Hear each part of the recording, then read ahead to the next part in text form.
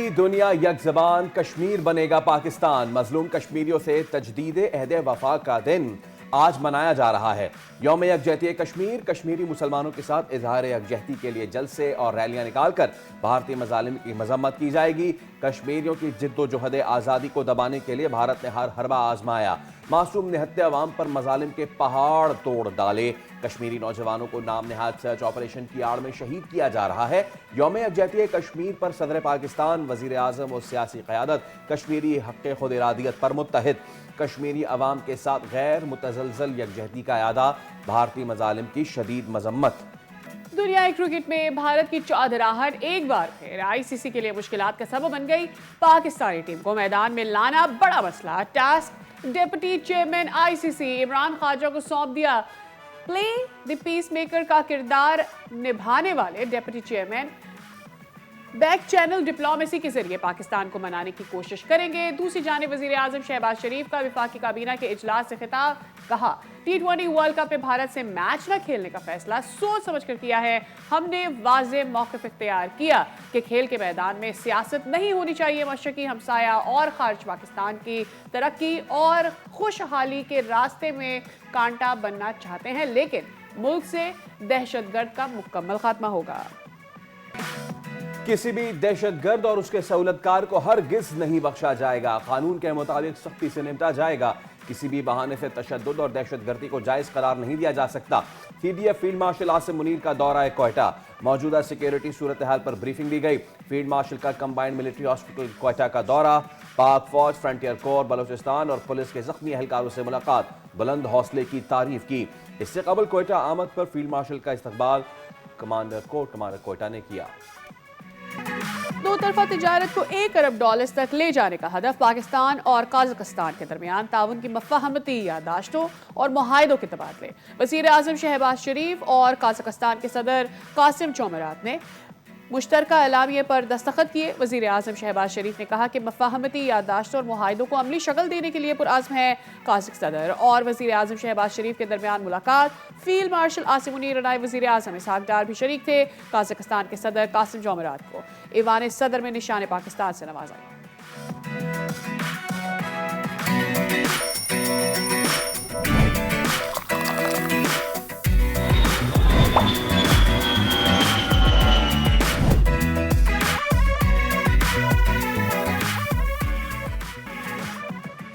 अस्सलाम वालेकुम, सुबह बखैर, खुश आमदीद। दुनिया बोल है के साथ मैं हूं सैयद फैसल करीम और मैं हूं सादिया साहब सना। उम्मीद करते हैं कि आपकी सुबह का आगाज़ अच्छा हुआ होगा और जैसा अच्छा आगाज़ रहा वैसे दिन भी आपका गुजरेगा।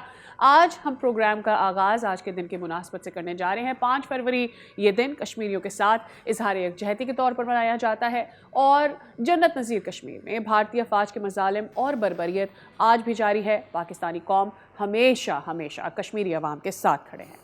यौम यकजहती कश्मीर पर सदर मुमलिकत आसिफ अली जरदारी और वज़ीर आज़म शहबाज शरीफ ने कश्मीरियों की हिमायत जारी रखने के अज़म का अयादा किया है।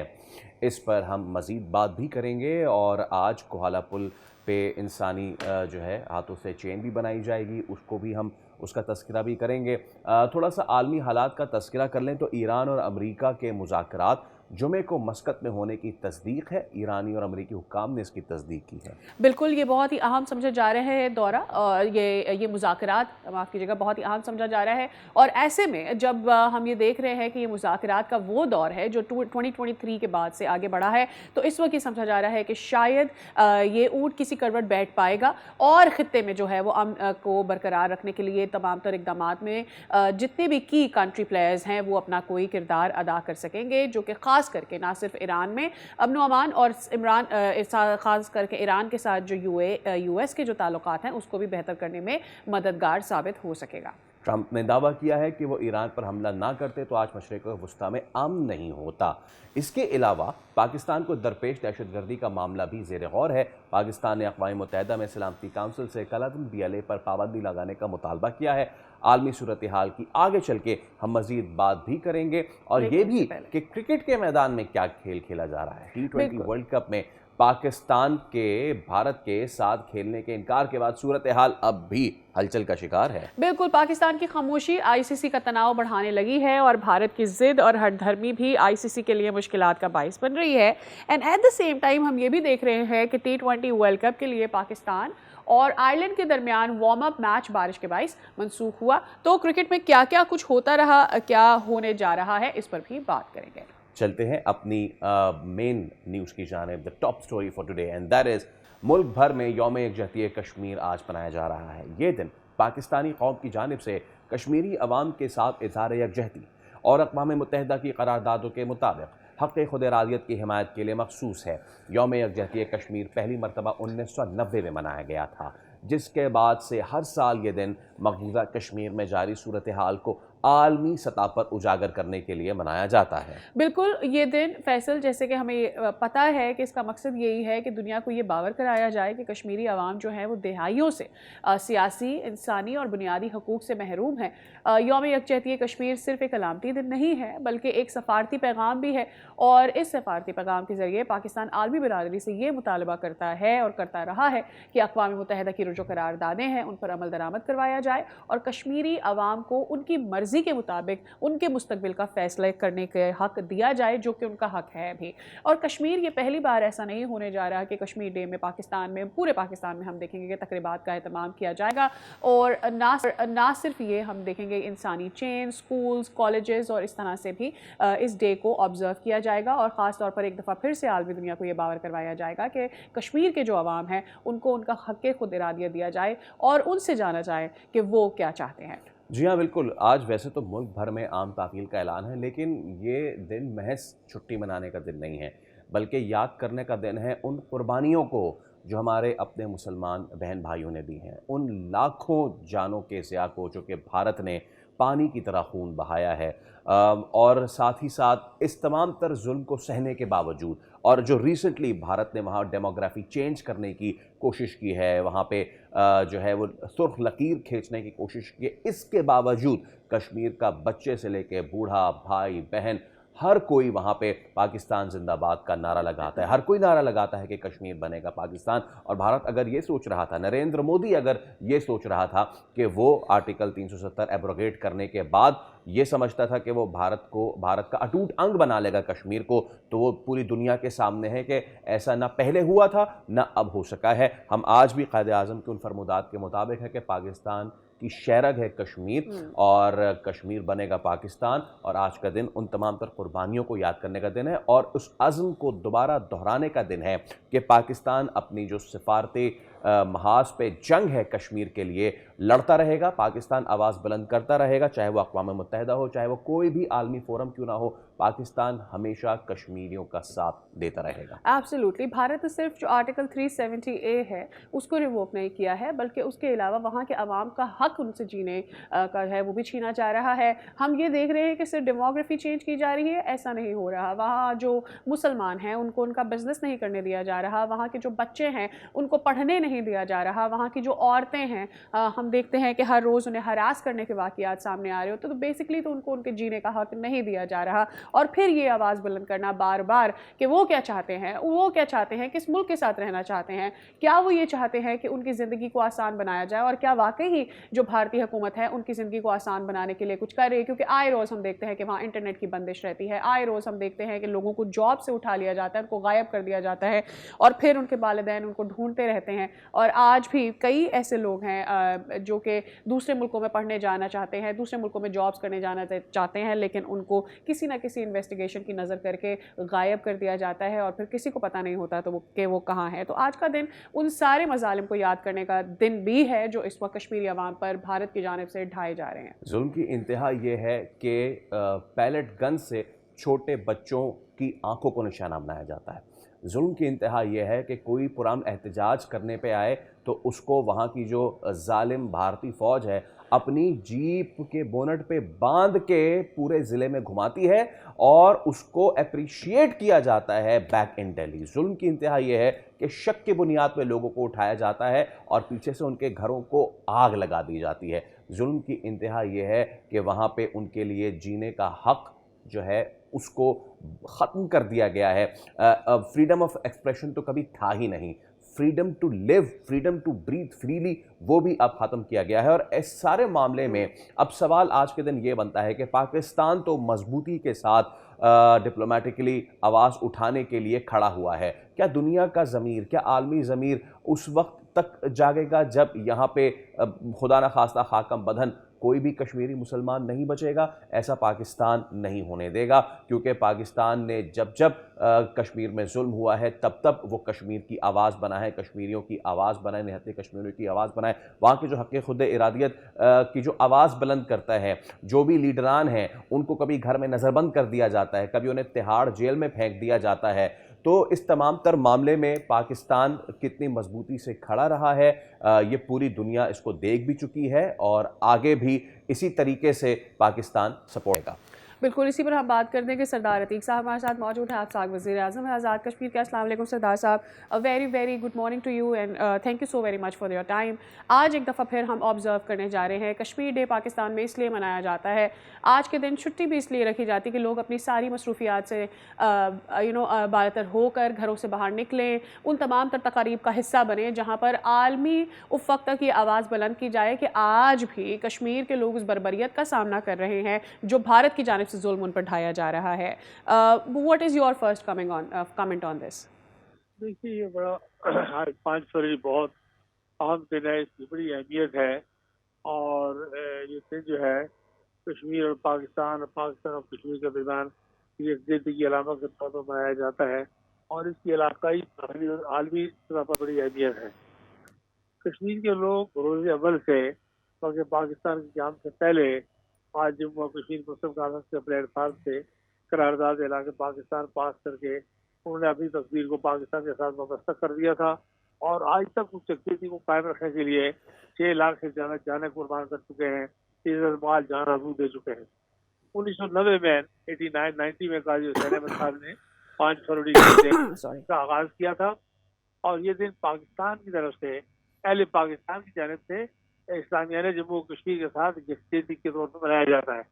ये जो है ये एक पैगाम है, एक मैसेज है और ख़ास तौर पर अब की बार जो हम 2026 में यकजहती मना रहे हैं, ये ऐसा वक्त है जिस वक्त हिंदुस्तान ऑपरेशन सिंदूर में बहुत बुरी तरह नाकाम हो चुका है और पाकिस्तान ऑपरेशन बुनियाद मरसूस में न सिर्फ कामयाब हो चुका है बल्कि मार के हक के बाद सारी दुनिया में उस कामयाबी का एतराफ़ किया गया है, उस कामयाबी को तस्लीम किया गया है और हिंदुस्तान के खोखलापन को जाहिर में हिंदुस्तान के बयानिए को ज़बरदस्त किस्म का झटका लगा है और पाकिस्तान को आलमी तौर पर एक पजीराई हुई है। कश्मीर का मामला जो है, पाकिस्तान जितना मजबूत होगा, जितना मुस्तहकम होगा, जितना ताकतवर होगा, उसकी आवाज़ में, उस ताकत में जितनी आवाज़ होगी, इतना ही मसला कश्मीर को फ़ायदा पहुँचेगा। आज 2026 का 5 फरवरी पाकिस्तान की आवाज़ में बेहद ताकत है, बेहद क़ुव्वत है और जंग मुख्तसर हुई या लंबी हुई, लेकिन इसको मशरक़ी पाकिस्तान से तशबीह देनी ठीक नहीं है।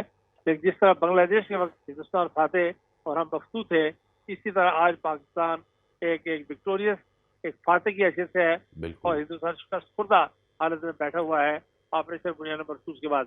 ऐसे में अहले पाकिस्तान के अंदर और दुनिया भर में यकजहती बनाना और आज़ाद कश्मीर और पाकिस्तान के जितने रास्ते हैं, अब मिलाने वाले पुल हैं, उन पर पाकिस्तान से सूबाई और कौमी और बरसी बुजरा का आना, आवाम का इकट्ठा होना, हाथों की जंजीर बनना, फरमा तकारी का इनकार होना, सूबाई दारुल-उल-हुकूमत में बख्शी दारुल-हुकूमत का इनकार होना। मुजफ्फराबाद में आज उस तरह का इजलास है हमारा जो है कश्मीर असेंबली और कश्मीर कौंसिल का और वज़ीर पाकिस्तान को तो मौका है तशरीफ लाने का खिताब करेंगे। तो ये जो दिन है, ये दिन आली सतह पर ये पैगाम दे रहा है कि पाकिस्तान अपने मौक़िफ़ पर कायम है और मौक़िफ़ वो है जो अक़वाम मुत्तहिदा ने अपनी करारदादों में इख्तियार किया हुआ है कि कश्मीर को खुद इरादी का हक दिया जाए। इस्तेसाब राय के जरिए, राय शुमारी के जरिए उनसे मालूम किया जाए कि वो जो है वो क्या चाहते हैं और वो ये चाहते हैं वो बजाय अवल सरदार फजल खान का दिया हुआ कश्मीर बनेगा पाकिस्तान का नारा चाहते हैं। आप देखते हैं कि 10 लाख फौज की मौजूदगी में भी चप्पे चढ़कर कश्मीर बनेगा पाकिस्तान का नारा बुलंद होता है और लाशें जो है वो पाकिस्तान के परचम में दफन होती हैं। इन हालात में ये दिन जो है बहुत अहमियत का हामिल है। हम शहदाए कश्मीर को खराज अकीदत पेश करते हैं कश्मीर में मज़ामत कायदे को खराज तहसीन पेश करते हैं। और यासीन मलिक तख्तादार पर जो है वो बैठे हुए हैं, जी। एक बेकसूर बेगुनाह आदमी। बेशक सरदार साहब, और जिस तरीके के आपके जज्बात हैं पूरे पाकिस्तान के उसी तरह जज्बात है। वी अप्रिशिएट कि आपने अपने बिजी शेड्यूल में से आज वक्त निकाला हमारे लिए। बहुत शुक्रिया। सरदार अतीक खान साथ मौजूद थे। तो यौम यकजहती कश्मीर के मौके पे कुल जमात हुर्रियत कॉन्फ्रेंस के ज़ेर एहतमाम मुजफ्फराबाद आज़ादी चौक में इंसानी हाथों की जंजीर बनाई जाएगी और हर तरफ पाकिस्तानी और जो कश्मीरी परचम हैं उनकी बहार इस वक्त है। इसी पर बात करते हैं। हमारे साथ मौजूद है ब्यूरो चीफ आज़ाद कश्मीर बशारत मुगल। बशारत, बताइएगा आज के दिन की मुनासबत से किन तकारीब का एहतमाम किया जा रहा है और इस वक्त क्या आज़ाद कश्मीर में माहौल भी देख रहे हैं? जी बिल्कुल, 5 फरवरी यौम यकजहती कश्मीर के मौका पर आज़ाद कश्मीर भर में इस वक्त इंसानी हाथों की जंजीरें बनाई जा रही हैं, जलसे जुलूस और मुजाहरे किए जा रहे हैं और मकबूजा कश्मीर के उन कश्मीरियों को यकीन दिलाया जा रहा है कि आज़ादी की जंग में हम आपके साथ हैं। मैं इस वक्त मौजूद हूँ आज़ादी चौक मुजफ्फराबाद में, जहाँ कुल जमाती हुर्रियत कॉन्फ्रेंस के ज़ेरे एहतमाम इस वक्त इंसानी हाथों की जंजीर बनाई गई है। हजारों की तादाद में कश्मीरी इस वक्त पाकिस्तानी और कश्मीरी झंडे उठाए हुए इस वक्त यकजहती का इजहार कर रहे हैं। कुल जमाती हुर्रियत कॉन्फ्रेंस के मरकजी सेक्रेटरी जनरल हमारे साथ मौजूद है, हम उनसे बात करते हैं। जी मैं अपने मजलूम कश्मीर भाइयों को ये पैगाम दे रहा हूँ कि आज हजारों लोग सड़कों पर है, जलसे, जुलूस, सिंपोजियम्स और इसके अलावा सेमिनार्स हो रहे हैं। बनियानुल मरसूस की फतह के बाद आज जो पाकिस्तानी बाहर है रिफ्लेक्ट कर रहे हैं कि बनियानुल मरसूस में जो अफवाज पाकिस्तान के आर्मी चीफ ने जो कहा था वो करके दिखाया और आज अवाम सड़कों पे ये बात कह रही है अपने कश्मीरी भाइयों को, जो फौज का हमारा इकदाम था उसको हम सपोर्ट करें और हम आपके साथ है। ये रिफ्लेक्शन है अवामी उमंगों का और मकबूजा कश्मीर के लोगों को हम इत्मीनान दिलाते हैं कि वो इस जंग में अकेले नहीं है। पूरी आज़ाद कश्मीर पाकिस्तानी कौम उनके साथ शाना बजाना खड़ी है। मैं पाकिस्तानी कौम को मुबारकबाद देता हूँ कि वो आज अपने कश्मीरी भाइयों के साथ रोडों पे खड़े हैं और वाज़ेह पैगाम दे रहे हैं। जी बिल्कुल, आपने देखा इस वक्त यहाँ कुल जमाती हुर्रियत कॉन्फ्रेंस के ज़ेरे एहतमाम ये आज़ादी चौक में तकरीब हो रही है। इस मौके पे कश्मीरी जहाँ अपने पाकिस्तानी भाइयों का शुक्रिया अदा करते हैं, वहीं यकजहां दो कालिब होके पूरी दुनिया में इस वक्त एक है और मकबूजा कश्मीर की उन मजलूम कश्मीरियों को यकीन दिला रहे हैं कि आज़ादी की जंग में हम आपके साथ हैं।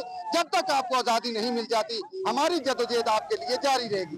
जी बहुत शुक्रिया बशारत फॉर द डिटेल्स। ना सिर्फ आज़ादी चौक बल्कि इस्लामाबाद, कराची, लाहौर, तमाम पाकिस्तान के बड़े छोटे शहरों में आज तकारीब का एहतमाम किया जाएगा और पूरे दिन कश्मीर डे को ऑब्जर्व किया जाएगा और एक दफ़ा फिर से आलमी जो बरादरी है उसको याद दिलाया जाएगा कि कश्मीर आज़ाद होना चाहता है। इसी के साथ एक ब्रेक ले रहे हैं, हमारे साथ ही रहिए।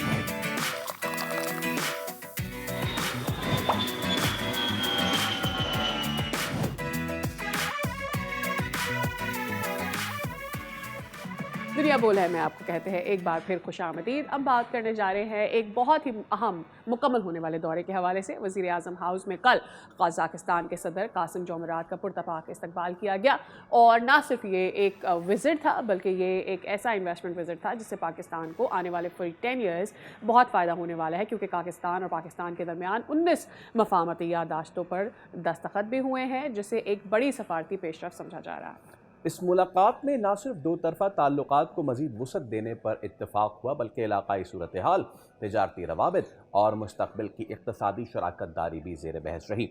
बातचीत में तवानाई, कानकनी, रेलवे, ट्रांसिट ट्रेड, मैरीटाइम ताउन और कस्टम्स जैसे शोबों पर ख़ास तवज्जो दी गई।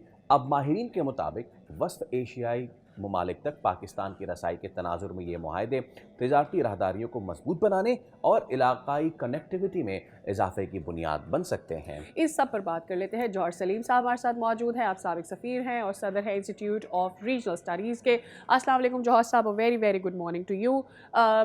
हम इस पूरी रीजन के हिसाब से पाकिस्तान के लिए इस दौरे को बहुत ही अहम समझ रहे हैं, but strategically speaking and also investment point of view से भी अगर हम बात करें, ये दौरा पाकिस्तान के लिए कितनी अहमियत का हामिल है? जी देखें, सेंट्रल एशिया के साथ पाकिस्तान के ताल्लुकात अचानक जो है ना उसमें बहुत ज़्यादा जो है ना बायलैटरल एक्सचेंजेस में काफ़ी ज़्यादा इंटेंसिटी आई है। अब देखें वो किर्गिस्तान के प्रेसिडेंट का दौरा था, फिर अभी यस जो है ये कजाकिस्तान के प्रेसिडेंट का, और आगे फिर उज्बेकिस्तान के प्रेसिडेंट का दौरा भी कुछ दिनों में ही आ रहा है। और कजाकिस्तान वहाँ का सबसे बड़ा मुल्क है सेंट्रल एशिया का। इसका रकबा तो मिलियंस ऑफ जो है स्क्वायर माइल्स में है। और देखें बहुत ज्यादा वहाँ पे एनर्जी के जखायर भी हैं। अभी 20 साल के बाद ये प्रेसिडेंट कासिम का दौरा हुआ है पाकिस्तान में, और कोई 300 लोगों का डेलीगेशन ये लेके आए थे। बल्कि कजाकिस्तान के एम्बेसडर जो हैं ये मेरे पास आए भी थे अभी 2-3 दिन पहले, और हमने सारा इस पर डिस्कस भी किया। इसमें कुछ 70 के करीब एमओयूज और एग्रीमेंट्स साइन हुए हैं इस दौरे में, जो कि एक रिकॉर्ड है। और उसमें फिर इसमें जब ये आए हैं अपने साथ जो 300 लोगों का डेलीगेशन लेके आए हैं, वो भी शायद एक रिकॉर्ड है।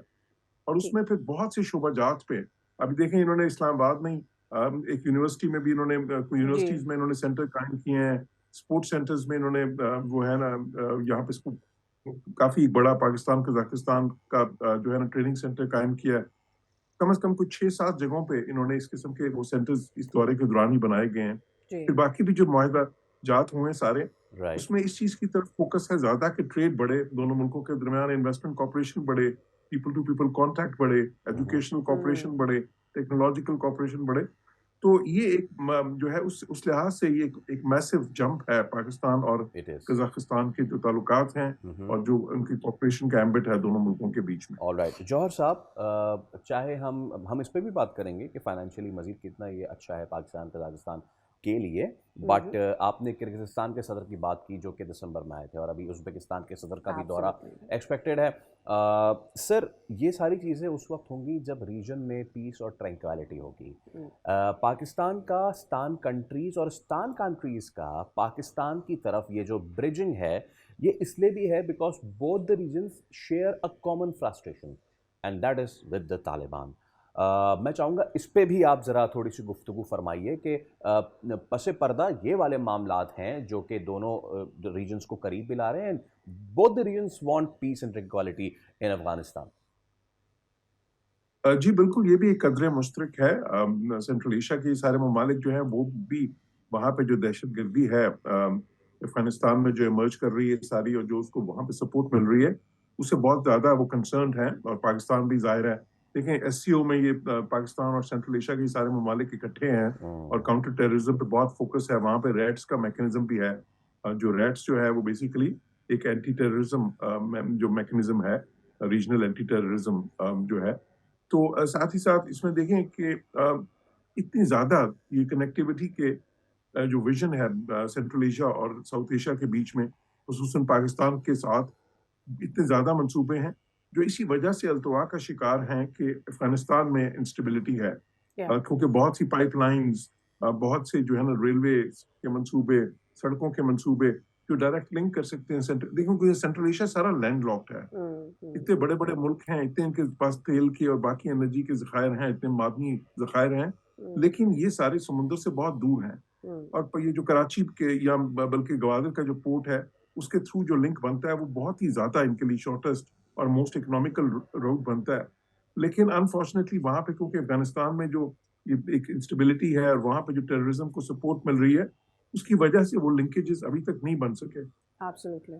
तो इसीलिए बहुत सारे जो मैकेनिज्म्स में, बेशक वो एससीओ का मैकेनिज्म हो, बेशक वो सीका का मैकेनिज्म हो, बेशक वो ईसीओ का मैकेनिज्म हो, जिसमें पाकिस्तान और ये सेंट्रल एशिया के ममालिक सब इकट्ठे हैं, उसमें ये अफगानिस्तान के हवाले से बहुत ज्यादा आपस में बातचीत भी होती है और बहुत ज्यादा कोशिशें भी होती हैं कि एक मल्टीलैटरल तरीके से एक रीजनल अप्रोच के थ्रू अफगानिस्तान पे जोर डाला जाए कि वो टेररिज्म की सपोर्ट बंद करें वहाँ पे। राइट।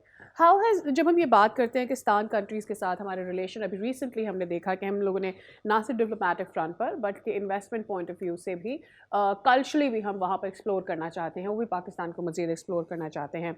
इससे और ज़्यादा जो इस वक्त इंडिया का रोल है इन अफगानिस्तान वो और वाज़े होता चला जाता है कि why India would not want Afghanistan to be settling with Pakistan, because हमारे बहुत सारे रास्ते जो दूसरे ममालिक से हैं वो खुलते हैं, ना सिर्फ अफगानिस्तान से बल्कि और दीगर कंट्री से अराउंड द बॉर्डर्स।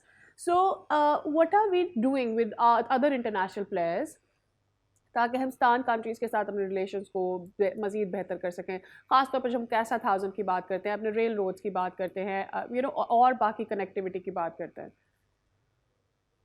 ये देखें, एक तो खैर जाहिर है कि हम ये बायलैटरली हम सारे ममालिक जो हैं आपस में वो बायलैटरली ये जो दौरे हो रहे हैं और वो भी बिल्कुल टॉप लेवल एक्सचेंजेस हो रहे हैं, उसमें होता क्या है, उसमें जब आपके साथ बड़े बड़े डेलीगेशन आते हैं और जाहिर है कि जो बिल्कुल हेड्स ऑफ स्टेट्स की और हेड्स ऑफ गवर्नमेंट लेवल पे जो मुलाकातें होती हैं तो उसमें फिर यू डिस्कस वो जो है ना, आप जिसको हम कहते हैं ना अपने बालांस में कि you explore ways and means to expand cooperation in diversified areas, तो वो फिर आप करते हैं। देखिए, India has been a stumbling block. Afghanistan के थ्रू जो टेररिज्म करवा रहा है उसका नुकसान सिर्फ पाकिस्तान को नहीं हो रहा, वो ये सारे रीजन को हो रहा है, सारे खिते को हो रहा है, और ना सिर्फ हमारे खिते को बल्कि सेंट्रल एशिया को भी, और जो हमारे आसपास के बाकी खिते हैं ईस्ट एशिया और सारे, उनको सबको थ्रेटन है इस चीज से। तो लेकिन उसे निपटने के लिए मैंने कहा कि देखिए 3 लेवल पे डिप्लोमेसी हो रही है, बायलैटरल लेवल पे, रीजनल लेवल पे और फिर इंटरनेशनल लेवल पे, जिसमें यूनाइटेड नेशंस भी शामिल है, जहाँ पे पाकिस्तान इस वक्त नॉन परमानेंट मेंबर है यूनाइटेड नेशन सिक्योरिटी काउंसिल का। तो जाहिर है कि जब आपस में ये मुलाकातें होती हैं तो उसमें ये भी डिस्कस होता है कि किस तरह जो इंटरनेशनल कॉपरेशन है उसको और बेहतर बनाया जाए, ताकि इंडिया का ये जो मंसूबा है इसको फॉइल किया जाए, जो इंडिया टेररिज्म अफगानिस्तान के थ्रू करा रहा है और जिससे ये सारे खिते की कनेक्टिविटी मुतासिर हो रही है, वो उस रुकावट को दूर किया जाए। तो उसके ऊपर भी बहुत ज्यादा जो है गौर खौस होता है और फिर उसमें जो है आगे मुश्तरका एक स्ट्रेटजी बनती है। राइट, बहुत शुक्रिया जौहर सलीम साहब, आपके वक्त का शुक्रिया। अहम मामले पे आप हमसे गुफ्तगू कर रहे थे। तो पाकिस्तान हम देख रहे हैं कि अब अपने जो टेंटिकल्स है वो सेंट्रल एशियन कंट्रीज तक फैला रहा है और दोनों के मफाद में है पाकिस्तान के लिए कि सेंट्रल एशिया से अगर ये ट्रेड रूट जो है वो बेहतरीन तरीके से डेवलप हो जाता है तो होल रीजन विल प्रॉस्पर। इसी के साथ एक छोटा सा ब्रेक ले रहे हैं। स्टे विद अस।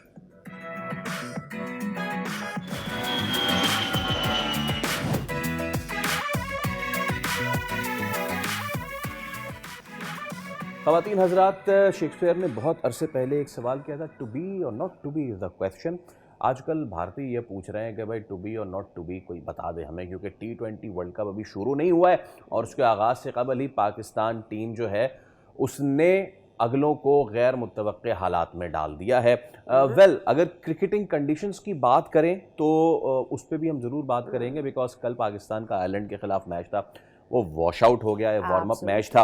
बहुत सारे नाक़दीन उसमें ये कह रहे हैं सादिया कि जब कोलंबो में कोई मैच होता है तो वहाँ पे जब बारिश होती है तो पूरा कवर कर देते हैं ग्राउंड को।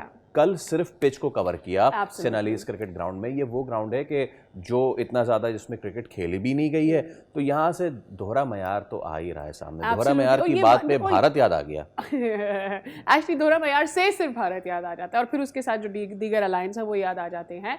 और भी बहुत सारे लोग जो इसके बाद ये बात कर रहे हैं कि इस Sri Lanka going to align with India one more time against Pakistan, ऐसे सारे सिनेरियो में। और फिर जो असल बात है वो ये हो रही है कि क्या पाकिस्तान को इस पूरे इवेंट से बॉयकॉट कर जाना चाहिए था, क्योंकि अब सवाल ये हो रहा है कि हमारा जो पहला मैच अगेंस्ट होने जा रहा है नेदरलैंड्स, उसमें भी 90% बारिश के चांसेस हैं। So is Pakistan has Pakistan made the right decision और नॉट? हैज़ पाकिस्तान और शुड हैव पाकिस्तान पूरे जो इवेंट है उससे ही हमें बॉयकॉट पहले कर देना चाहिए था, इंस्टेड कि हम सिर्फ इंडिया का मैच ना खेलते हैं। लेकिन जो बेचैनी है ना वो बढ़ती ही चली जा रही है और पसे बढ़ता राब्ते जो हैं वो इस वक्त किए जा रहे हैं। डिप्टी चेयरमैन जो हैं इस वक्त आईसीसी इमरान खाजा, जो कि नेक्स्ट आईसीसी चेयरमैन होंगे और इस वक्त वो हांगकांग के भी चेयरमैन हैं, उनको ये जिम्मेदारी सौंपी गई है कि चलें जी कुछ सुलह सफाई कराई जाए। लेकिन पाकिस्तान डटा हुआ है। बिल्कुल, पाकिस्तान का मौक़िफ़ बिल्कुल क्लियर है। वज़ीर आज़म या शहबाज शरीफ ने वाज़ेह तौर पर यह कहा कि हम फैसला कर चुके हैं और हमने सोच समझ कर ही ये फैसला किया है और इस फैसले में रद्दोबदल की कोई गुंजाइश मौजूद नहीं है कि पाकिस्तान इंडिया के अगेंस्ट अपना जो मैच है for first match is not going to play. जी हाँ, अब देखना है कि आने वाले दिनों में आईसीसी भारत और पाकिस्तान के दरमियान ये मामला किस सम जाता है। इसके और साथ ही आपको ये भी बताएं कि 7 फरवरी को नेदरलैंड्स के ख़िलाफ़ अपना पहला मैच जो है उसकी तैयारियां कर रही है। लेकिन सादिया, इन सारी चीज़ों से हट के अगर देखा जाए तो पाकिस्तान का जो है मामला वो it's straight not playing against India, तो वो 2 पॉइंट्स आपने फॉरफीट कर लिए हैं। इसके अलावा अब जितने आपके मैच हैं, नमीबिया, यूएसए, नेदरलैंड्स, बारिश हो बारिश ना हो, you have to go straight, you have to आपको विन, इस माइंडसेट के साथ गुड ही मार्जिन्स। हर दफा आपको ग्राउंड में इस माइंडसेट के साथ ही एंटर होना होगा कि आपको ये मैच जीतना ही जीतना है। और अगर बारिश होती है तो उस वक्त भी आपकी स्ट्रैटेजी क्या होनी चाहिए, आपको हमेशा हर मैच में अपने रन रेट को मद्देनजर रखना होगा, because Pakistan will come to that situation जहां पर पाकिस्तान को इन सारी चीज़ों की ज़रूरत पड़ेगी अगर हम इंडिया के अगेंस्ट नहीं खेल रहे हैं। मीनवाइल मैंने ये देखा, आपने भी ये नोटिस किया होगा फैसल के लास्ट फ्यू डेज में से इट्स नॉट जस्ट पाकिस्तान, और वो लोग यानी बांग्लादेश और दीगर मुल्कों के लोग भी पाकिस्तान की साइड ले रहे हैं on everything that has happened, और वो बार बार ये कह रहे हैं कि जनाब इंडिया को उसकी अपनी ही मेडिसिन का टेस्ट मिल गया है और जो पाकिस्तान ने किया है वो मजबूर होकर किया है, बिकॉज इसके अलावा पाकिस्तान के पास अब कोई और शॉट बाकी नहीं था। जी हाँ, वेल विद दैट अब हम देख रहे हैं कि इंटरनेशनल क्रिकेटिंग वर्ल्ड जो है वो इस पे अब तबसरे उसने करने शुरू कर दिए हैं। एंड नासिर हुसैन और Michael आथरटन they were in a podcast, और उसमें जो दो बातें सबसे अहम की नास ने, वो ये, पहली चीज़ तो ये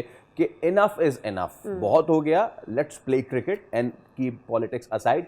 पॉलिटिक्स किसने लाई वो तो सबको पता है। और सबसे अहम बात एक और की, उन्होंने कहा कि ये सारी सिचुएशन है, अंग्रेजी में उन्होंने बात की कि it's like game shooting itself in its foot. क्या गुफ्तगू हुई जरा पहले सुन लेते हैं। तो ये थी, ये तो नासिर की बात थी, लेकिन नासिर ने जब गुफ्तगू का आगाज़ किया, इससे पहले अथर्टन जब गुफ्तगू का आगाज़ किया था, ही पॉइंटेड आउट टुवर्ड्स कि फ्रेंचाइज का कितना ज़्यादा रोल होने वाला है आने वाले दिनों में, जिसका उन्होंने खुद भी ये कहा कि बहुत सारी ऐसी फ्रेंचाइज हैं जिनके ओनर जो हैं इंडियंस हैं, तो दीगर भी, नॉट जस्ट IPL, दीगर भी जो जितनी भी लीग्स हैं उसमें भी द 100 की वो बात कर रहे थे जो इंग्लैंड की है, और उसमें अथर्टन ने कहा कि भाई 4 तो उसमें वही ओनर्स हैं जो कि IPL के हैं, तो फिर आप लोग क्या करना चाह रहे हैं, आप यही करना चाह रहे हैं। वेल इसके साथ ही हम एक अगेन मुख्तसर सा वक्फा ले रहे हैं। We have got more stories to cover, फौरन से वापस आते हैं, stay with us after this.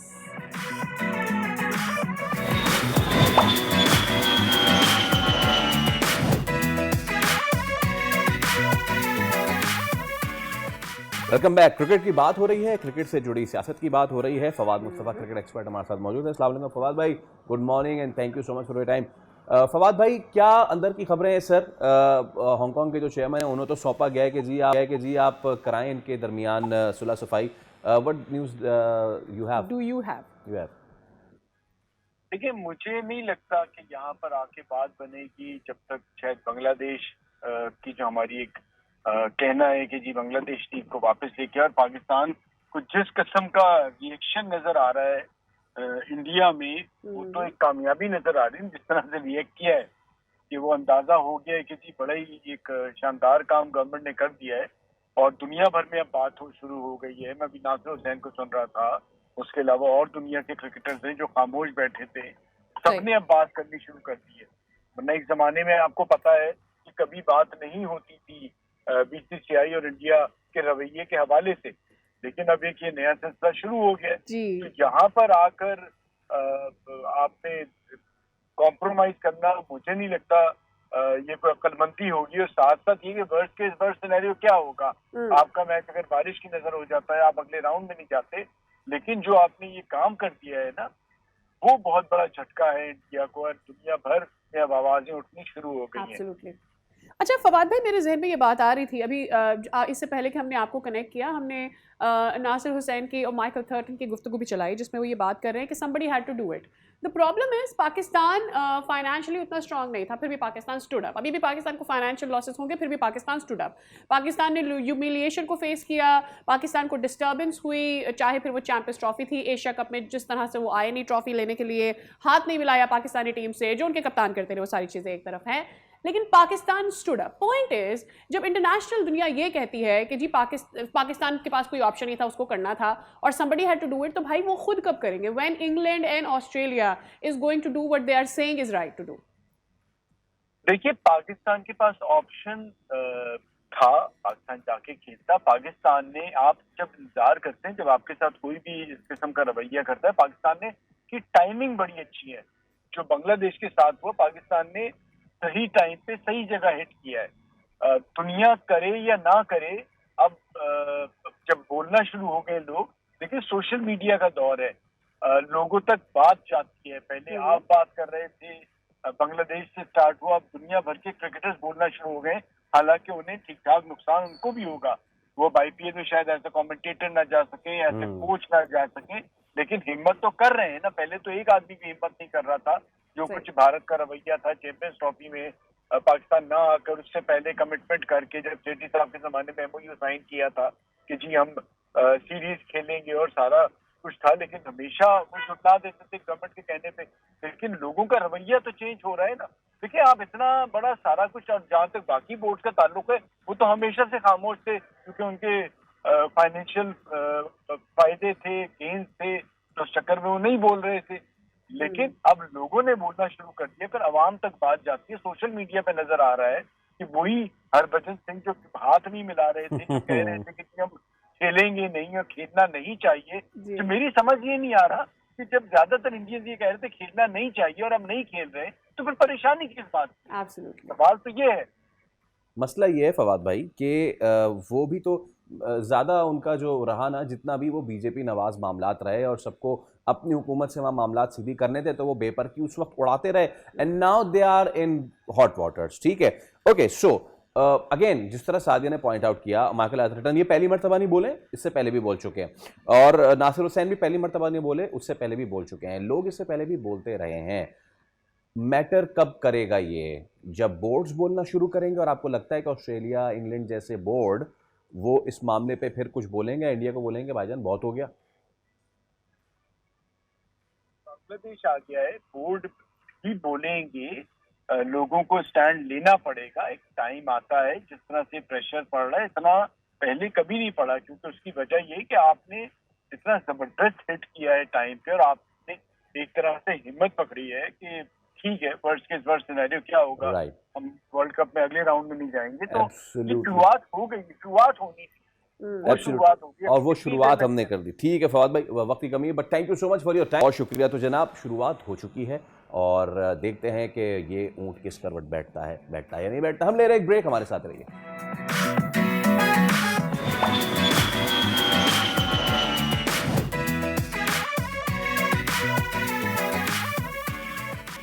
Welcome back. हमारे साथ जुड़े रहने के लिए आपका बहुत बहुत शुक्रिया। तो जनवरी में पाकिस्तान की बरामदात पहली बार $3 अरब से ऊपर चली गई है, और ये महज एक अददी कामयाबी नहीं है, बल्कि माशी समत में वाज़ेह तब्दीली का इशारा भी दे रही है। पाकिस्तान ब्यूरो ऑफ स्टैटिस्टिक्स के मुताबिक बरामदात में गैर मामूली इजाफे और दरामदात में कमी के बायस तिजारती खसारा नुमाया तौर पर महदूद हुआ है, जो हालिया मुआशी हिकमत अमली की मौसरियत को जाहिर करता है। हुकाम के मुताबिक SIFC की मुआशी और तिजारती पॉलिसियों ने एक्सपोर्टर्स को सहूलत फराहम की, जबकि वज़ीर आज़म की जानिब से एक्सपोर्ट डेवलपमेंट सरचार्ज का खात्मा, बिजली की कीमतों में कमी और फाइनेंसिंग रेट्स में कमी जैसे इक़दामात ने सनती शोबे को नई तवानाई दी। और इसी की वजह से हमने ये देखा कि सिर्फ एक माह में बरामदात में 35% इजाफा रिकॉर्ड किया गया, और एक्सपर्ट्स अब ये कह रहे हैं कि अगर यही हमारी रफ्तार रहे तो आने वाले महीनों में पाकिस्तान की जो तजारती पोजीशन है वो मज़ीद मजबूत हो जाएगी, और उसके समरात हमें इसी साल के अंदर, यानी 1 मार्च तक भी हमें उसके समरात सामने नज़र आ जाएंगे। और पाकिस्तान की ये सबसे बड़ा चैलेंज जो समझा जाता है वो ये होता है कि पाकिस्तान की जो एक्सपोर्ट पॉलिसी है उसको कितना कंसिस्टेंट रखा जाए, और जो यहाँ से एक्सपोर्टर्स हैं उसको पाकिस्तान किस तरह से फैसिलिटेट कर रहे हैं। दैट इज़ वाई SIFC को इनिशिएट किया गया था कि 1 विंडो ऑपरेशन रहना चाहिए उन तमाम इन्वेस्टर्स के लिए जो कि दूसरे ममालिक से पाकिस्तान में इन्वेस्ट करना चाहते हैं, and at the same time आप अपने लोकल जो इन्वेस्टर्स हैं और एक्सपोर्टर्स हैं उनको भी साथ साथ सपोर्ट करते रहें। और 1 विंडो ऑपरेशन जो है वो इन सारे कामों के लिए बेहतरीन साबित हुआ है, और इसी वजह से हमने देखा कि 35% इजाफा रिकॉर्ड किया गया। सिर्फ जनवरी की हम बात कर रहे हैं। अगर पिछले साल की भी हम बात करें तो पिछले साल भी हमने ये देखा कि पाकिस्तान की ना सिर्फ ओवरऑल एक्सपोर्ट्स में इजाफा हुआ, बल्कि एक कंसिस्टेंसी ऑफ पॉलिसी ने एतमाद भी बढ़ाया है इंटरनेशनल इन्वेस्टर्स का। दैट इज़ द थिंग, और हमने उसकी ट्रांसलेशन भी देखी है। जब हम रियल टर्म ट्रांसलेशन की बात करते हैं तो सबसे पहला जो मैक्रो इकोनॉमिक इफेक्ट हमें नज़र आता है वो आता है the performance of the stock exchange, और पिछले साल की शानदार कारकर्दगी रही, इस साल भी it began with a good oomph. So overall हम देख रहे हैं कि सिचुएशन अब पाकिस्तान की मुआशी बेहतर हो रही है, बट बहुत सारे जो इकोनॉमिस्ट्स हैं वो यही कहते हैं कि ये उस वक्त तक हम इसको लॉन्ग लास्टिंग नहीं कह सकते जब तक आप IMF के प्रोग्राम से बाहर नहीं आ सकते। और इन सारे आशारियों की बेहतरी के बावजूद अभी भी एक और शायद गालिबन आईएमएफ के प्रोग्राम की ज़रूरत पड़े। This is what the economist से। सो हम देख रहे हैं पाकिस्तान पिछले दिनों में कितनी ज़्यादा इकोनॉमिक टाइज करने की कोशिश कर रहा है with the regional powers and all, but the real thing is आप भले से अपनी रीजनल इकोनॉमिक टाइगर्स के साथ टाइज को बेहतर करें, बट असल मामला ये है कि जो इंटरनल इस्लाहात हैं, जो अंदरूनी इस्लाहात हैं, जब तक उन पे नहीं आप उनको ठीक करते तब तक I won't use the word bleed, but जख्म आपके उस वक्त हील तक नहीं रहेंगे। हो। एक्चुअली हीलिंग पे आप हीलिंग के अमल की तरफ नहीं जाएंगे। उससे भी बड़ी बात यह है कि चूंकि हम कंसिस्टेंटली आईएमएफ के प्रोग्राम्स का हिस्सा रहते हैं, जिसको ज़्यादातर एक्सपर्ट्स एक आर्टिफिशियल ट्रीटमेंट के तौर पर देखते हैं, एक इंजेक्शन के तौर पर देखते हैं, तो उसको उसकी वजह से आपकी अपनी जो पॉलिसी है वो किस तरह से परफॉर्म करेगी आफ्टर द आईएमएफ, हम उसको अभी तक एक्सपीरियंस नहीं कर पा रहे हैं। तो एक वजह ये भी है कि थोड़ा सा जो कॉन्फिडेंस शेकन महसूस होता है एक्सपर्ट्स का, वो ये भी होता है कि अगर आईएमएफ पुल ऑफ करता है, जब भी हम ये समझ लेते हैं कि हमें आईएमएफ के बगैर चलना होगा, क्या हम उस प्रेशर से बाहर निकलकर जो आईएमएफ हमें पॉइंट आउट करता है कि आपने इस शोबे पर काम करना है, हम कर पाएंगे या नहीं। इसी पर बात करते हैं। डॉक्टर खाकान नजीब साहब, साबिक मुशीर वज़ीर ख़जाना, हमारे साथ मौजूद हैं। खाकान साहब, बहुत शुक्रिया आपके वक्त के लिए। Very good morning to you. ये एक अच्छी चीज़ है कि हम देख रहे हैं कि पाकिस्तान की एक्सपोर्ट में इजाफा हो रहा है। SIFC जो इनिशिएटिव था उसको शुरू ही इसलिए किया गया था कि आप एक वन विंडो ऑपरेशन दे सकें। So tell me about it, ये पाकिस्तान के लिए कितना सिग्निफिकेंट है और कितना रियल और लॉन्ग टर्म है? बात तो पूरी तरह बगैर आप पाकिस्तान की इकोनॉमी को लॉन्ग टर्म स्टेबलाइज नहीं कर सकते। इसका क्या मतलब है?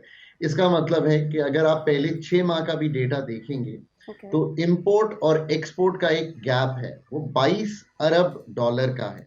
आपने दिसंबर के जो फिगर्स कोट किए जिसमें एक्सपोर्ट्स 3 अरब डॉलर से तजावुज कर गई हैं, ये एक अच्छा ओमन है। एक मंथ का डेटा अच्छी सिचुएशन बताता है। इसकी एक वजह यह भी है कि इससे जो पिछला माह दिसंबर का था उसमें एक स्ट्राइक सी थी और उसकी वजह से for exports. But having said that, the real situation is कि एक्सपोर्ट्स को डाइवर्सिफाई किए बगैर, एक्सपोर्ट्स को कॉम्प्लेक्स यानी कि हम वैल्यू एडेड में जाए बगैर, और मैं कुछ वैल्यू एडेड का डेटा देखता भी हूँ, तो मैं देखता हूँ कि उसमें कुछ बेहतरी भी है टेक्सटाइल की वैल्यू एडेड में। आप पाकिस्तान को किसी तरह भी बैलेंस पे यानी कि एक्सटर्नल जो कमाते हैं, जो खर्च करते हैं बाहर, उसके जो प्रॉब्लम्स हैं उसमें से लॉन्ग टर्म निकाल नहीं सकते, और इसी तरह IMF की डिपेंडेंस से नहीं निकाल सकते। But that situation is very complex. Always remember कि पाकिस्तान की कॉस्ट ऑफ डूइंग बिजनेस अभी भी 30-35% अपने नेबर्स या अपने एडजॉइनिंग जो आपके कंपेटिटर्स हैं उनसे ज्यादा है। So that's not a good situation. So आपने पूरे एनर्जी सेक्टर रिफॉर्म्स करने हैं, टैक्स रिफॉर्म्स करने हैं, चलें ये 2 ही करने हैं। फिर आपकी लॉजिस्टिक्स यानी कि अभी भी फार्म टू मार्केट या फार्म टू आपके घर जब सामान आता है तो 10 से 30% वो लूज हो जाता है। सो क्या कोल्ड स्टोरेजेस नहीं है, क्या ट्रांसपोर्टेशन अच्छी नहीं है, क्या रेल नेटवर्क्स कैरी नहीं कर रहे। So you have to see that as number 2, which is what I see the real reform जो कि इंफ्रास्ट्रक्चर का है। तीसरा, द रेगुलेटरी फ्रेमवर्क यानी कि काम करने की आसानी और कितनी लेयर्स हैं जो आपने क्रॉस करनी है और आपका कितना वक्त अनप्रोडक्टिव एरियाज में खर्च होता है। चौथा, आपने हमेशा ये याद रखना है कि for example you can't just rely on ये ट्रेड डील्स दुनिया में होती रहेंगी। अभी इंडिया ने EU से की है, उनका टैरिफ US से भी कम हुआ है। सो आपकी कंपेटिटिवनेस, आपकी पैदावारी सलाहियत, और यहाँ पे ओनस सरकार से ज्यादा है प्राइवेट सेक्टर पे। They have to invest in R&D as not one company but maybe as chambers. They have to realize global value chains का पार्ट बनना।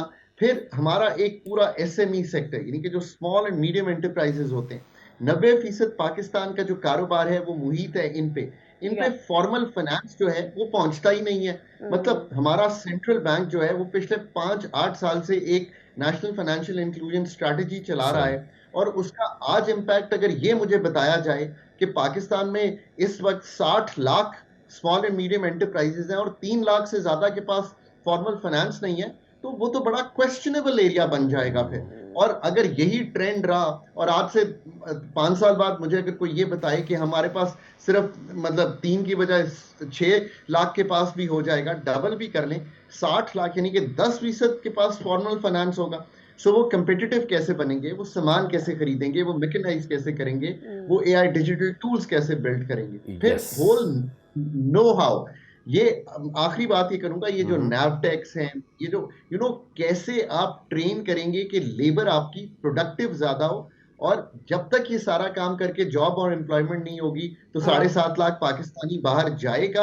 और अगर वो टैलेंट लूज होगा तो ये सिचुएशन रिवर्स नहीं होगी। What I have explained you in 5 minutes, just last thing, अगर मैं ये 5 मिनट में एक्सप्लेन आपको कर सकता हूं तो फिर वो पर्चे लिखें जिसमें ये सारा कुछ पाकिस्तान की पैदावारी सलाहियत ना सिर्फ एग्रीकल्चर में, सर्विसेज सेक्टर में और मैन्युफैक्चरिंग में तब्दील कर सकें, और कोई शॉर्टकट नहीं है।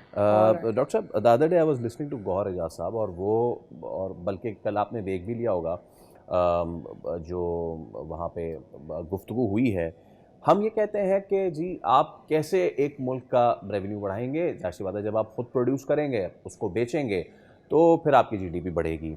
नाउ हमारे जो बिजनेसमैन है वो परेशान हुआ पड़ा है उस सुपर टैक्स जो कि आपने लगाया है, और हद यह है कि लोग कह रहे हैं कि यार ये 29 + 10% क्या है, आप डायरेक्ट 39% लगा दें और जान छुड़ाएं। सो एक साइड पे हम कोशिश कर रहे हैं अपनी मैक्रो इकोनॉमिक अरेंजमेंट्स की, दूसरी तरफ से जो हमारे कारोबारी तबका है वो कहता है कि जब आप 39% टैक्स मार देंगे इसका मतलब आप मार ही देंगे हमें। सो और ऊपर से फिर बिजली की प्राइसेस, गैस की प्राइसेस जिसको इस्तेमाल करके हमें प्रोडक्ट बनाना है, जब वो इतनी ज़्यादा हाई है, फिर टैक्स भी है, तो क्या बचाएंगे, क्या कमाएंगे, क्या खाएंगे और क्या मुल्क को देंगे? सो व्हाट इज योर से on that?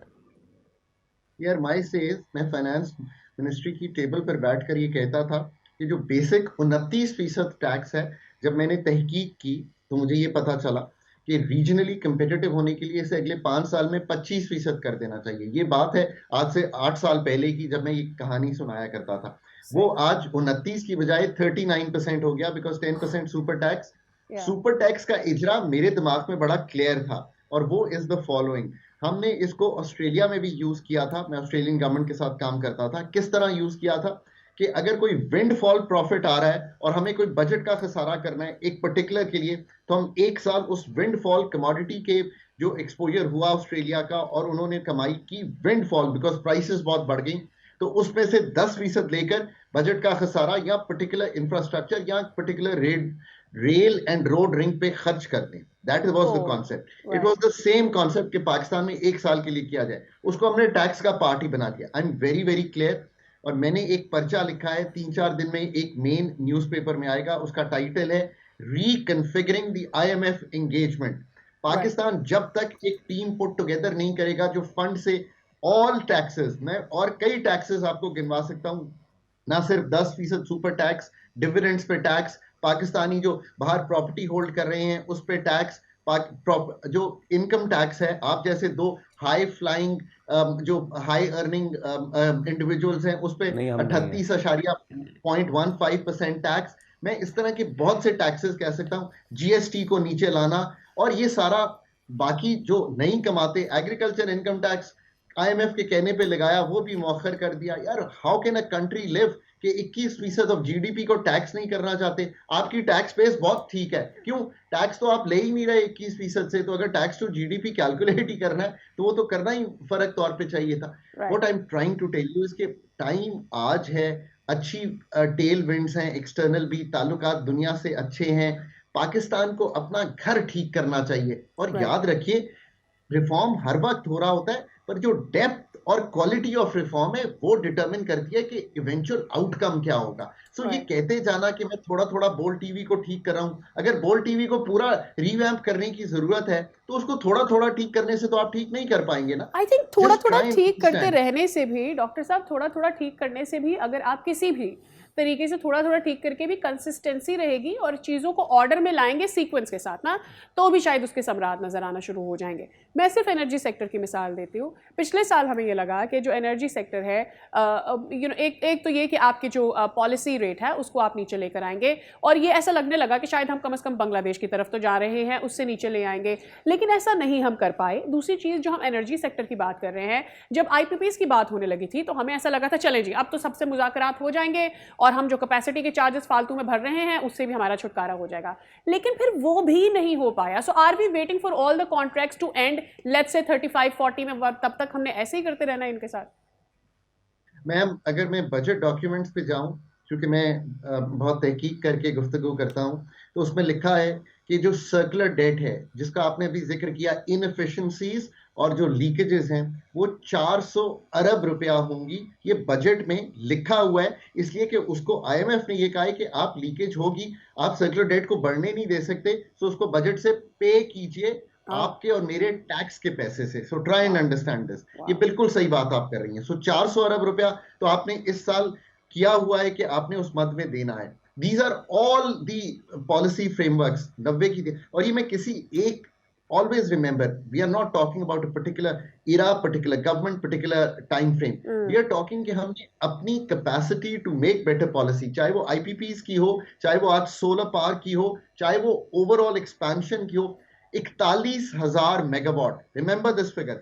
41,000 megawatt is Pakistan's capacity to produce energy today in terms of power. You know, आज अगर मैं इस वक्त भी खोलूं तो 12-13 हजार मेगावाट से ऊपर की डिमांड पूरे पाकिस्तान में नहीं आ रही होगी। यू आर पेइंग, चाहे वो IPPs हो, जेनकोस हो, LNG पावर प्लांट्स हो, कोल पावर प्लांट्स हो, सोलर हो, न्यूक्लियर हो, you are paying the capacity which is the basic ingredient of setting up a power plant of 41,000 megawatts in the country. उसमें 8-10 हजार आपका ये भी है, वाटर की भी है production, and consuming on the average 13,000 in winter, in 26, 27, 28,000 in summer.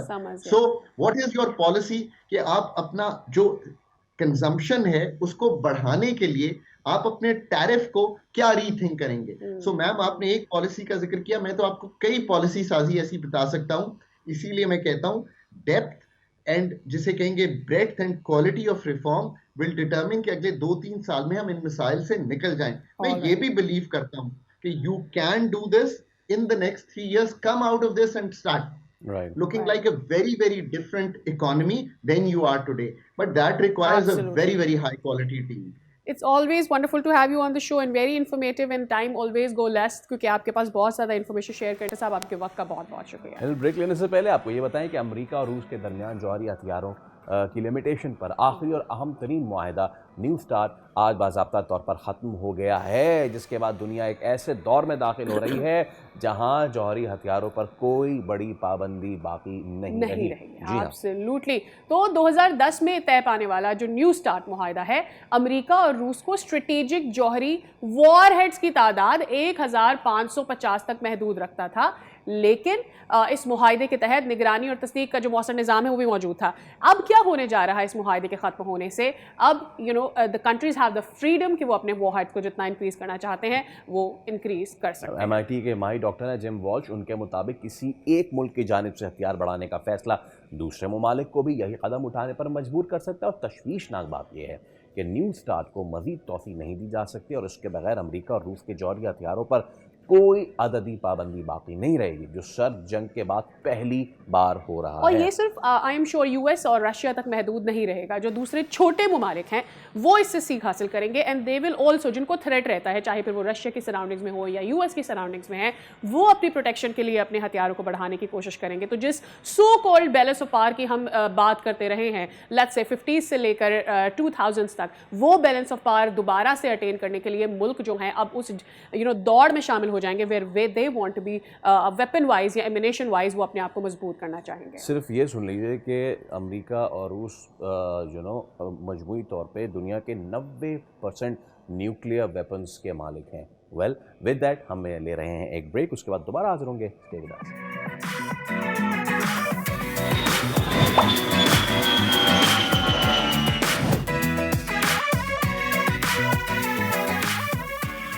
Welcome back. Lahore में बसंत के त्यौहार के साथ ही पतंगबाजी के सामान की फरोख्त ने नए रिकॉर्ड कायम कर दिए हैं और 4 दिन के दौरान शहर की मुख्तलिफ मार्केट्स में पतंगों, गुड्डों और पिन्नों की खरीदो फरोख्त उरूज पर रही है। Absolutely. Safe kite flying association के लीगल एडवाइजर ने ये बताया है कि बसंत की जो तैयारियां की जा रही हैं, इसमें चूंकि ये सिर्फ लाहौर में सेलिब्रेट किए जा रही है, सिर्फ लाहौर में 1 अरब से ज़ायद की डोर और पतंगे फरोख्त हो गई हैं।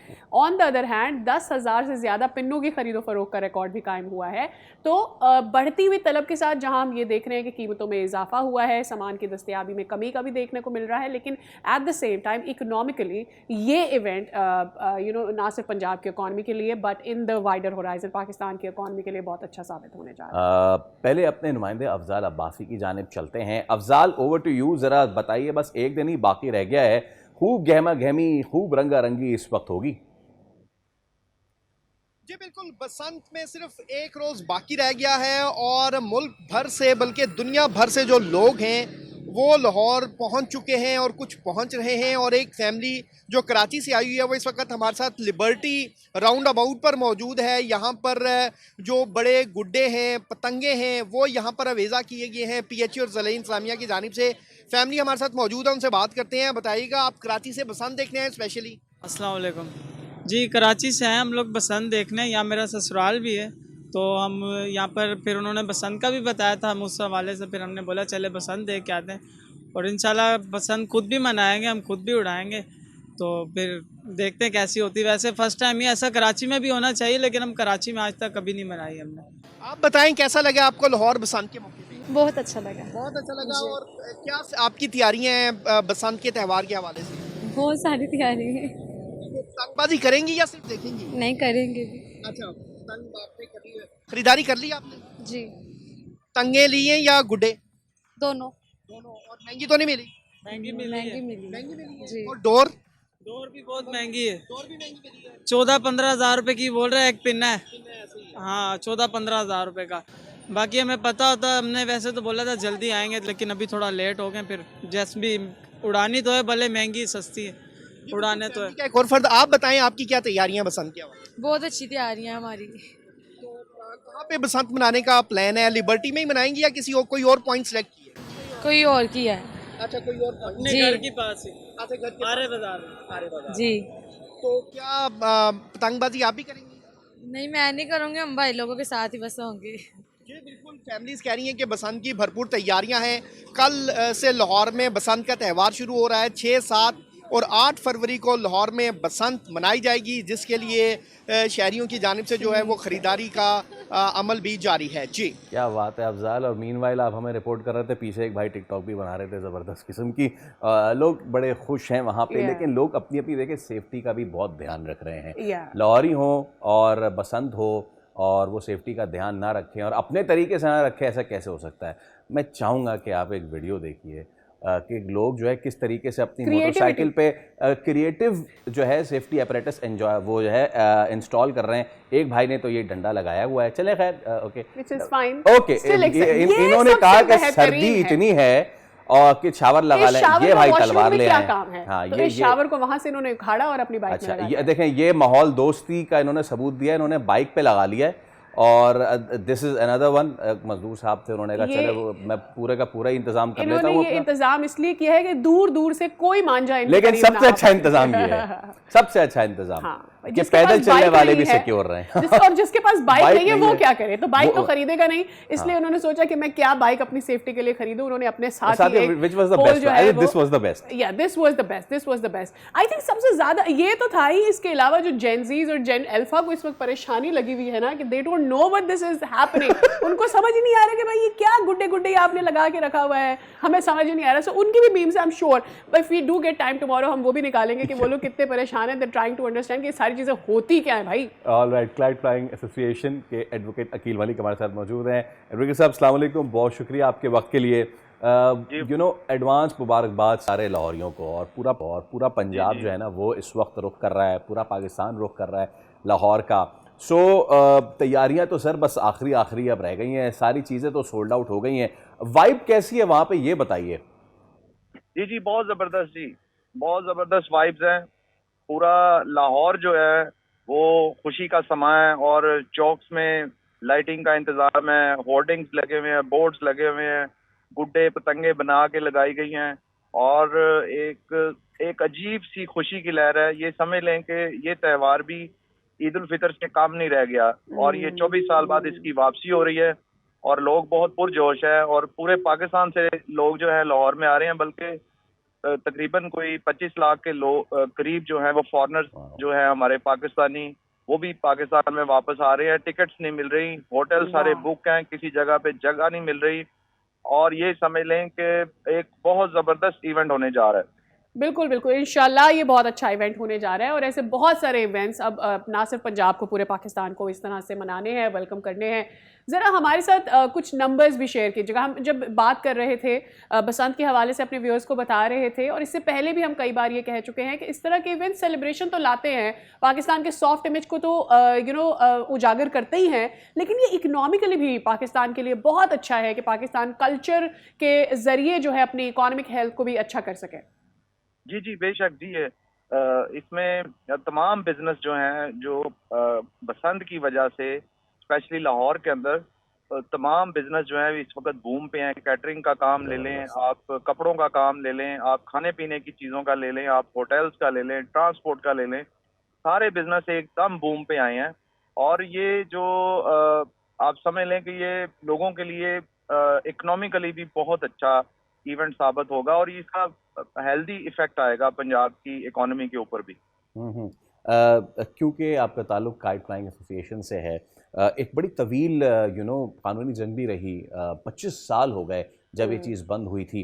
तो ये मोमेंट कितना सेटिस्फाइंग है आप लोगों के लिए, वो लोग जो इस चीज़ की एडवोकेसी करते रहे कि भाई बिल्कुल ये बात ठीक है कि जानी नुकसान होना बहुत गलत बात है, किसी का ज़ख्मी होना बहुत गलत बात है, लेकिन अगर सेफ्टी के साथ की जाए तो ये चीज़ दोबारा से रिवाइव की जा सकती है। ये चीज़ जो है कितनी सेटिस्फाइंग है आप लोगों के लिए? सर सबसे पहले तो जो हमारी चीफ मिनिस्टर हैं मरियम नवाज साहबा, उन्होंने एक बहुत बोल्ड स्टेप लिया है और कोई भी हुकूमत जो है इस काम को रिवाइव नहीं करना चाह रही थी। आप देखें जो पूरे लाहौर के अंदर ऑलमोस्ट कोई 87,000 एक साल के एक्सीडेंट्स हैं, रोड एक्सीडेंट्स, जिसमें से 400 कुछ लोगों की जानें भी गई हैं। लेकिन पतंगबाजी की वजह से 2001 से लेकर 2025 तक को 15 से 16 जो है अमवात रिपोर्टेड हुई हैं।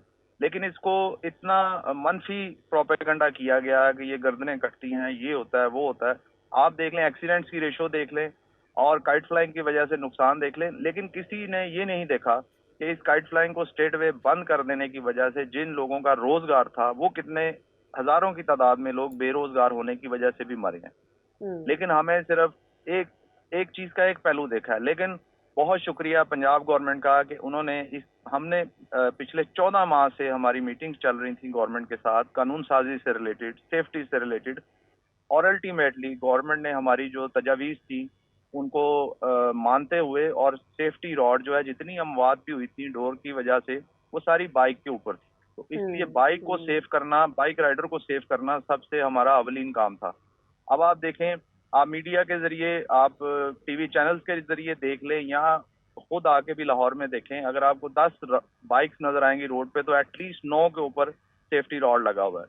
15,000 रॉड जो है हमने वॉलंटरीली तकसीम किए हैं अपनी एसोसिएशन के प्लेटफॉर्म से। इसके अलावा लाखों की तादाद में गवर्नमेंट ने मुख्तलिफ चौक्स में खड़े होके, डीसी साहब ने, एसी साहब ने, तमाम लोगों ने खुद लगाए हैं। और जो लोग गवर्नमेंट से फ्री नहीं लगवा सके उन्होंने खुद अपनी जेब से खर्च के और ये रॉड्स अपनी बाइक के ऊपर लगाए हैं, जो कि बहुत खुश आइना। इसका मतलब है कि लाहौरीज जो हैं मुंतजर थे इस बसंत के फेस्टिवल के लिए और वो इसको पॉजिटिवली देख रहे। तो इंशाल्लाह हमें पूरी उम्मीद है कि ये बहुत सेफ बसंत होगी। हमें भी उम्मीद है कि ये सेफ बसंत होने जा रही है। अब ये बताइए कि ऑब्वियसली काइट फ्लाइंग एसोसिएशन के लिए ये सबसे बेहतरीन था कि वो इस इवेंट को पुल ऑफ कर पाते और इसको एडवोकेट कर पाते कि ये किस तरह से मनाना भी चाहिए और सेफ भी होना चाहिए। ये बताइएगा कि अब ये तो बताया कि लोग चाहते हैं मनाना, वाइब भी है ये भी, लेकिन इन द वाइडर होराइजन कुछ आप लोगों ने डेफिनेटली ऐसे इकदाम भी उठाए होंगे, कुछ प्रपोजल्स भी दिए होंगे कि ये इवेंट सिर्फ 1 साल के लिए ना हो बल्कि अगले आने वाले सालों के लिए भी ये यूं ही चलता रहे। तो वो जो, और सिर्फ लाहौर नहीं, पूरे या पंजाब ओवरऑल भी अराउंड पाकिस्तान भी वैसे तो हम चाहते हैं। तो क्या प्रपोजल रहा है आपका? देखें, काइट फ्लाइंग का जो लॉ है ना, ये एक प्रोविंशियल लॉ है बेसिकली। हर सूबा अपनी अपनी कानून साजी के मुताबिक इसके ऊपर इम्प्लीमेंटेशन करवा सकता है। ये सेंट्रल का लॉ नहीं है, ठीक है। अब जो पंजाब में जो regulation of kite flying act assembly से मंजूर हुआ है 2025 का, उसके तहत ये कानून बन गया है। और अब जब तक ये कानून रिपील ना हो तो तब तक तो ये कानून अब इन फील्ड रहेगा। और अब इस कानून के तहत जो है वो डिप्टी कमिश्नर जो भी कंसर्न डिस्ट्रिक्ट के होंगे उनके पास ये इख्तियार चले गए हैं कि वो अपने अपने डिस्ट्रिक्ट में पूरे पंजाब के अंदर जहां वो चाहें, जितने दिन के लिए वो चाहें, इजाजत दे सकते। सो ये अब सारी जो है वो गवर्नमेंट के जो डिप्टी कमिश्नर्स हैं उनके पास पावर्स हैं। और ये पहला एज ए एग्जाम्पल के तौर पे लाहौर से इसका स्टार्ट हुआ है। और लाहौर के बाद अब जो चीफ मिनिस्टर साहब है उन्होंने ऑन एयर भी आके कहा है कि मैं बाकी जो पंजाब के दूसरे डिस्ट्रिक्ट हैं उनमें भी अब ग्रेजुअली बसंत जो हैं वो लीगली अलाउ होंगे। जी हाँ। और अकील साहब, बहार की आमद के साथ ये जो है मनाने का ये त्यौहार है, थोड़ा सा ये भी बताइएगा कि इतने अरसे तक जब एक वॉइड रहा, एक स्पेस रहा, क्या इम्पैक्ट आया culturally on the city in Lahore, और इसके दोबारा रिवाइव होने से हम कल्चरली लोगों को जोड़ने का, इकट्ठे आने का, ख़ानदान के मिल बैठने का, छतों पे बैठने का, बड़े बूढ़ों का इकट्ठे होने का, साथ में उन मोमेंट्स को एंजॉय करने का, जो जेन जी जैसे कि मेरी को एंकर सादिया भी कह रही थी कि वो अपने मोबाइल्स में घुसे ही रहते हैं, तो उनको वहाँ से निकाल के और इस रंग को, इस कल्चर को दिखाने का, what impact this is going to be? Sir impact तो बहुत हेल्दी है। देखें 2001 से पाबंदी लगी हुई थी। अब पंजाब की बात कर लें, चलें खुसूसन लाहौर में बात कर लें। लाहौर में एक मिंटो पार्क था जो लाहौर की सबसे बड़ी ग्राउंड थी, जिसमें 20 से 25 cricket clubs at a time practice करते थे। वहाँ पे फुटबॉल की ग्राउंड ज़्यादा थी, वहाँ पे हॉकी की ग्राउंड ज़्यादा थी, क्रिकेट की ग्राउंड ज़्यादा थी। अब इसी तरह जूं ये गवर्नमेंट के मंसूबे चलते रहे तो ग्राउंड्स आहिस्ता आहिस्ता खत्म होती रही। अब वो ग्रेटर इकबाल पार्क में कन्वर्ट हो गया। अब यहाँ पे क्रिकेट बहुत कम हो चुकी है, यहाँ पे हॉकी कम हो चुकी है, यहाँ पे स्पोर्ट्स एक्टिविटीज ना होने के बराबर है लाहौर के अंदर। तो अब सारी चीजों ने तो मोबाइल ने रिप्लेस कर लिया हर चीज को। नौजवान नस्ल जो है वो मोबाइल पे ही बैठी सारा दिन, उनकी नजरें कमजोर हो गई हैं, उनकी जहानत कमजोर हो चुकी है, तो फिजिकली वो वीक लोग हैं बच्चे जो हैं आजकल के। तो जब तक हेल्दी एक्टिविटीज ना हो तो बच्चे कैसे तंदुरुस्त और तवाना होंगे और कैसे वो आगे अपनी जिंदगी में ग्रो कर सकेंगे। देखिए गेम का मकसद हारना और जीतना, हार और जीत बच्चे को सिखाती है। उसको एक समझ लें कि आप बच्चे को एक थ्रिल मिलता है कि मैंने गेम कैसे जीतनी है। तो जिंदगी के वो बाकी मुख्तलिफ जो मामला था उनमें भी वो उसको हैंडल करना आ जाता है, प्रेशर हैंडल करना आ जाता है। स्पोर्ट्स में तो ये सारा कुछ सीखने को मिलता है। अब बड़े 24 साल बाद आया है अल्हम्दुलिल्लाह। जो तो पुराने जिन लोगों ने अपनी होश में अपनी जिंदगी में ये बसंत के त्यौहार देखे हुए हैं उन लोगों को तो पता है ये कैसे मनाया जाता है। जो यंग जनरेशन है वो अभी फर्स्ट टाइम इसका एक्सपीरियंस करने जा रही है और इंशाल्लाह जब एक दफा एक्सपीरियंस कर लेगी तो उनको इस हेल्दी एक्टिविटी में एंटर होने के लिए दोबारा जो है इंशाल्लाह उतनी कोशिश नहीं करनी पड़ेगी और उनके लिए एक अच्छा हेल्दी इम्पैक्ट होगा। और गवर्नमेंट से भी हम अपनी एसोसिएशन के प्लेटफॉर्म से डेलिब्रेशंस चल रही हैं, इसको रेगुलराइज किया जाए। अब चूंकि आपने सारे सेफ्टी मेजर्स ले लिए हैं, बाइक्स पे रॉड भी लगा दिए हैं और आपने बाकायदा उसमें लिख भी दिया रेगुलेशंस के अंदर कि जिस एरिया में इजाजत दी जाएगी वहां पे कोई बाइक बगैर रॉड के नहीं एंटर हो सकती। बच्चों से मुतल्लिक भी आपने बता दिया है कि बच्चे जो है उनका जुवेनाइल सिस्टम जो लॉ है उसके तहत बच्चे ट्रीट किए जाएंगे। सजाएं भी काफी ज्यादा कर दी हैं सख्त, ताकि लोगों को तंबीह हो और वो देखेंगे कानून से हमने जो है ना किसी किस्म का इनहराफ नहीं करना। तो सारे एस्पेक्ट्स को अल्हम्दुलिल्लाह जब कवर कर लिया है तो अब इसको रेगुलराइज किया जाए। चरखी खत्म कर दी है। बिल्कुल ठीक है सर, बहुत ठीक, बिल्कुल ठीक है। एडवोकेट हमारे साथ मौजूद थे और अब हमें ज्वाइन कर रही हैं उज़्मा कारदार साहिबा इस मामले पे। और उज़्मा साहिबा अस्सलाम वालेकुम। सबसे पहले तो thank you so much for your time. और कितनी आप पर्सनली खुश हैं, you know after so many years. मैं कह दूं कि 25 साल बहुत बड़ा अरसा होता है, एक सदी का चौथाई हिस्सा होता है। वहाँ पे लाहौरियों ने, ख़ासतौर पे वो बच्चे 2002-1 में पैदा हुए, उनके लिए तो ये एलियन है। तो you personally are how happy you are, और कैसा इस वक्त माहौल है लाहौर में? जी बहुत शुक्रिया, आपने मुझे अपने प्रोग्राम में इनवाइट किया। आप यकीन करो मैं इतनी रंजीदा थी, अफसुदा थी जब बैन लगा था इस फेस्टिवल पे। क्योंकि ये फेस्टिवल लाहौर की, हमारे पाकिस्तान की पहचान बन गया था। पूरी दुनिया से लोग आते थे, रेवेन्यू जनरेट होता था, हम लोग सारे निकलते थे बाहर अपने दोस्तों के साथ, फैमिलीज के साथ। मेरा बेटा, उसने पूरा एक कमरा जो है भरा होता था पतंगों से और डोरों से, और बहुत जबरदस्त तरीके से हम इसको सेलिब्रेट करते थे। कपड़े हमारे वो जाहिर पीला जोड़ा तो पहनना होता है और कीमे वाले नान भी हमने खाने होते हैं। तो वो खुशियां छिन गई थी हमसे। तो अब आप यकीन करो कि अब आप लाहौर में आओ तो आप लोग, खास तौर पे वो नौजवान जिन्होंने कभी बसंत देखी नहीं, वो ऐसे खुशियां मना रहे हैं, मोची गेट भरा हुआ है, दिल धरने की जगह नहीं है। वो ऐसे खुशियां मना रहे हैं जैसे उनकी अपनी शादी होती है। ज़बरदस्त, और यकीनन बाहर की आमद के साथ ही बनाया जाता है। उज़्मा साहिबा, हम तो यहाँ कराची में बैठ के सिर्फ मनाजिर ही देख रहे हैं, लिबर्टी को खूबसूरती से सजाया गया है, बाकी वो जो हम कहते हैं नैरो नैर वाली रोड है उसको बड़ा ज़बरदस्त किया गया। थोड़ा सा आप मुझे बताएं द वाइब ओवर देयर, और कौन कौन से इलाके हैं, और ख़ास तौर पे जो हमारा वॉल्ड सिटी है वो किस तरीके से डेकोरेट किया गया है। देखिए, ये बहुत दबंग फैसला मरियम नवाज साहिबा ने दिया, जो कि पहले किसी की हिम्मत नहीं हुई लेने की, क्योंकि ये हमारे सकाफती विरसा है। और हमारा इस तरह के हॉर्स एंड कैटल शो, उसको भी रिवाइव किया उन्होंने, मेला चिरागा को भी किया।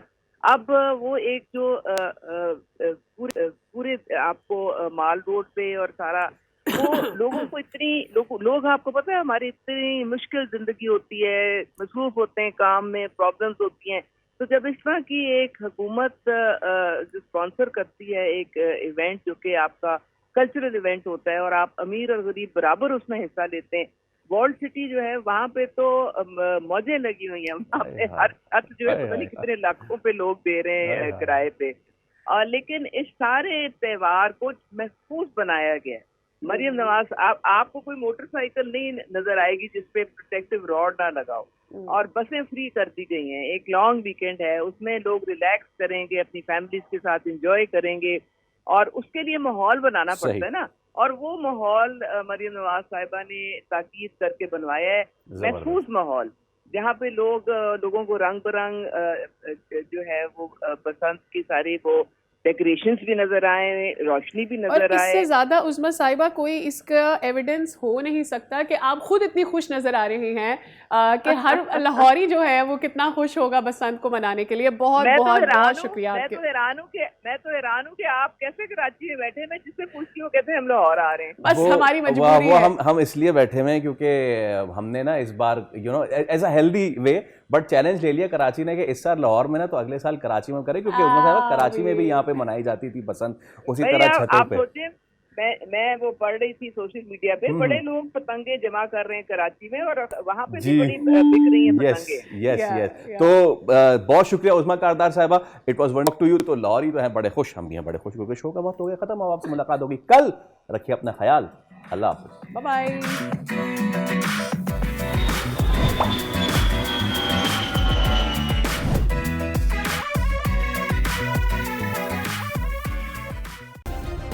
सब्सक्राइब करें और बेल दबाएं ताकि कोई खबर रह न जाए।